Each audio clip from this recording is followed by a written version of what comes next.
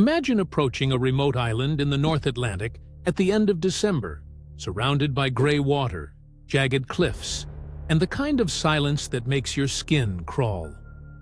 Now imagine looking toward the lighthouse that is supposed to guide ships safely through the darkness and realizing the light is out. That is how one of the strangest disappearances in maritime history began. In December of 1900, 3 lighthouse keepers were stationed on Isle Moor, the largest of the Flannan Isles off the coast of Scotland. Their names were James Duckett, Thomas Marshall, and Donald MacArthur. Their job was simple in theory, but brutal in reality. Maintain the lighthouse, keep the beacon burning, survive the harsh isolation of island life. The Flannan Isles were remote, barren, and constantly exposed to dangerous Atlantic storms. The lighthouse stood alone on the rocky island, surrounded by cliffs and crashing waves. It was the kind of place where one wrong move could kill you, and help was never close.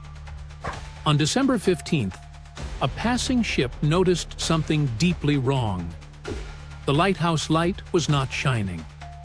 That should never have happened. Because of bad weather, no one could reach the island right away. Days passed. Finally, on December 26th, a relief vessel arrived. One of the replacement keepers, Joseph Moore, rowed ashore expecting to be welcomed by the men. But no one was there. As he climbed the path toward the lighthouse, he later said he felt a deep sense of dread. The island was unnaturally still. No voices, no movement, no sign of life. Inside, the mystery only deepened. The door was unlocked. The beds were unmade. The clock had stopped. In the kitchen were signs the men had been there recently. Later accounts describe a meal left behind and a chair pushed out, as if someone had risen suddenly. Then investigators noticed something even stranger. 2 of the men's heavy oilskin coats were missing, but one coat was still hanging inside. That meant one of the keepers had gone outside without proper protection.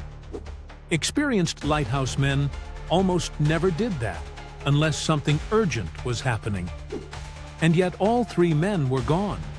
No bodies were ever found. Searchers discovered signs of severe storm damage near the western landing area. Railings were bent.